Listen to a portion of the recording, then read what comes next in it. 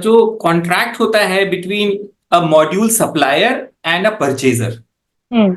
तो ये जो कॉन्ट्रैक्ट होता है, इसमें कौन से तीन चार पॉइंट्स हैं जो लिखे होते हैं? मतलब किस तरह की लैंग्वेज होती है इस कॉन्ट्रैक्ट में? क्योंकि आप you continuously work with may be purchaser side also and supplier side also, तो आप किस किस चीज का ध्यान रखते हैं इसमें कि ये पॉइंट्स होने चाहिए, एसेंशियल पॉइंट्स हैं?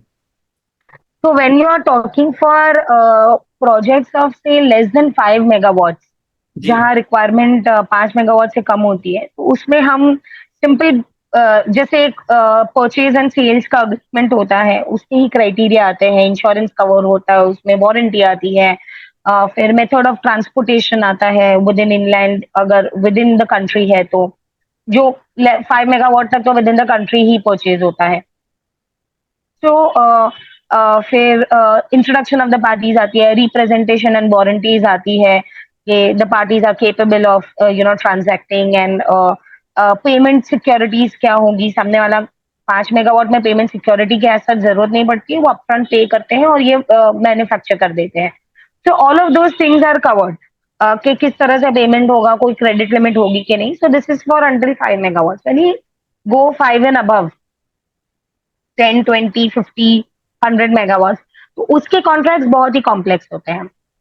देर आर कॉन्ट्रैक्ट्स जो मैन्युफैक्चरर को इस तरह बाइंड करते हैं कि आप कंप्लीट मैन्युफैक्चरिंग करके हमें सबमिट कर दोगे, एंड वो जो सेल्स है वो ऑब्वियसली लॉट में होता है, because 100 megawatt covers some thousands of panels, number of panels, quantity of panels. तो वो मेगावाट के अंदर फिर बैचिंग होती है उसकी।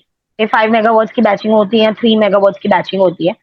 Each batch is then separately, a purchase order is raised for each batch after the contract is done, and based on that, the supply is done.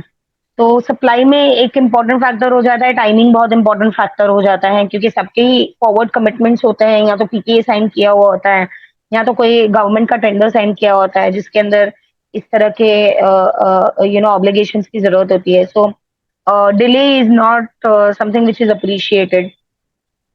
फिर ये सारे modules, the method of selling these modules, मतलब transportation method क्या है, एफओआर पे है या DDP पे है या एक्सवर्क्स है। Generally, FOR is preferred, but the manufacturing industry is promoting XWorks more now in the current situation, because they want to shed off their certain liabilities for in-transit insurance, or at least they don't want to be involved in that. Not shed off their liabilities, but they don't want to be directly involved in invocation of at least the transit insurance. So XWorks is more preferred these days, but depending, फिर वो तो party के transaction के बीच में depend होती है। एक और जो किस्म का कॉन्ट्रैक्ट होता है, वेयर द डेवलपर अग्रीज के वो या तो फाइनेंस करेंगे पार्टी को, मैन्युफैक्चरर को। मतलब इस पूरे प्रोजेक्ट के अंदर लेट मी टेल यू कि अगर एक सोलर पैनल बन रहा है तो अबाउट 85 to 90% कॉस्ट तो उसके सोलर सेल्स का ही होता है। So from whichever source they are buying the solar cells, so either the developer gives the money to the company and finance दे देती है, और फिर कंपनी परचेज करती है अपने फिक्स्ड वेंडर्स से, या तो फिर वो डेवलपर बोलते हैं कि काम करो, हम आपको परचेज करके दे देंगे right. Solar cells, which then either during transit और हाई सी सेल्स करके उसका टाइटल पास ऑन कर देते हैं मैन्युफैक्चरर को, ताकि यहाँ आने पर, यहाँ पोर्ट पे कस्टम्स की रिस्पॉन्सिबिलिटी फिर मैन्युफैक्चरर की हो जाती है। तो this is a choice between the parties, किस तरह का ट्रांजैक्शन वो करना चाहते हैं। ये सारे वेरिएबल पॉइंट्स हैं।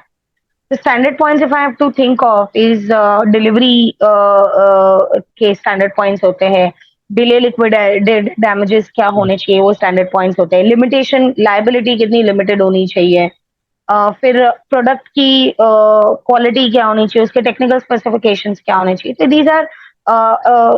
these are objective points. Subjective is when circumstances to circumstances उसके transaction के arrangements change होता है।